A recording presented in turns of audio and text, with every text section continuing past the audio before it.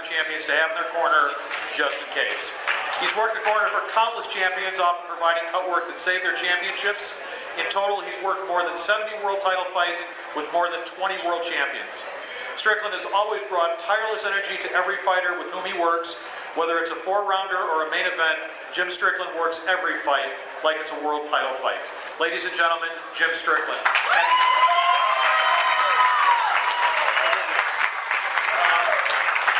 In addition to his induction to the Illinois Boxing Hall of Fame, we have a couple of things. First off, I know Tom Barnes is going to make a short presentation, but in addition to that, we have congressional recognition for Mr. Strickland with a very nice letter from Congressman Danny Davis.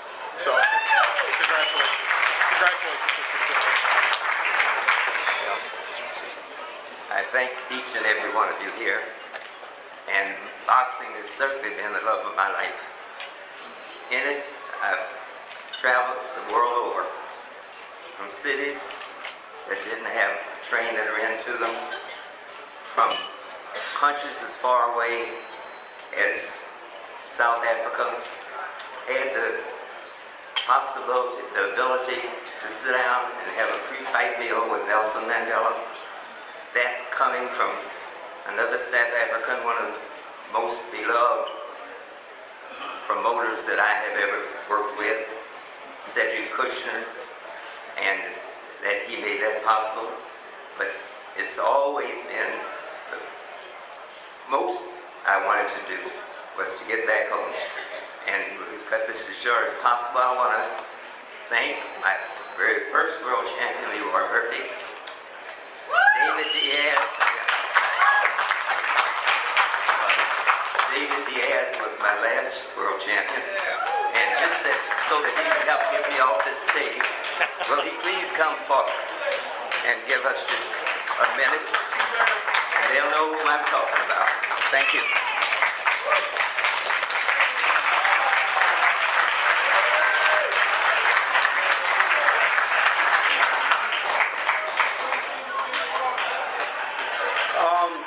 I just wanted to say Jim Strickland was a very integral part of my career. I had left the boxing game for a while, and Mr. Strickland saw me in the gym, and we ended up striking a conversation. He became our manager, my trainer, and he made me a world champion. Not only that, he teaches me life lessons every day to this day, and I love him for it.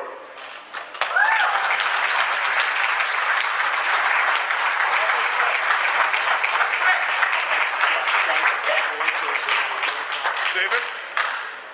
And then over this one. Over here, David. Thank you very much, gentlemen. And Thank you. Don't you gonna help carry all this hard work?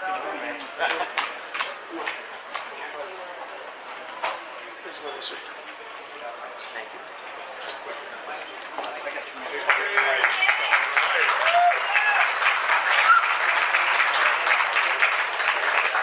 We are coming to the very end here. We have two more, I believe, and then a couple final closing comments. I don't know if you've noticed a thread that's been running through all the honorees, and that is one of humbleness, and they can't believe that they're getting this award, and it's very important to them. I've had so many people, with Pete and I have done the Boxing and the Martial Arts Hall of Fame. We've done approximately 15, and we get this very often that people feel that people forgot them. And that's not true. They do what we all do, and it goes without saying. They know we care about them. They know we think they're good. It goes without saying. As I get older, I realize if it goes without saying, it needs to be said. So this is our way of saying thank you to everybody that's getting inducted today. Thank you. Alfonso Ratliff.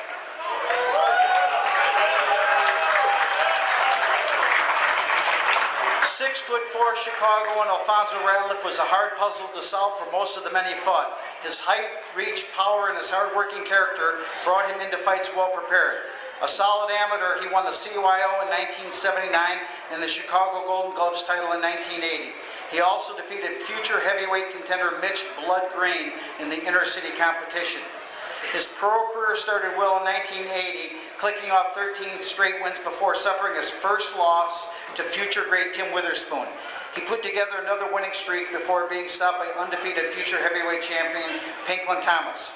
4 fights later, Ratliff won the ring and the WBC World Cruiserweight title, defeating Carlos de Leon in an extremely close, action-packed fight. He later lost the belt against Bernard Benton, and later in his career held the U.S. Illinois State Cruiserweight title twice and the USBA Cruiserweight title. He continued to fight tough guys to the end, including 2 fights against Craig Gator Bozanowski, Henry Sims, and Leroy Solid Gold Murphy, all fellow Illinois Boxing Hall of Fame members. He also fought future heavyweight champ Mike Tyson in 1986 when Tyson was 25-0. He never ducked anyone. He's still involved in boxing and coaching young fighters at the Harvey Boxing Club in Harvey, Illinois. 2016 inductee, Alfonso Ratliff.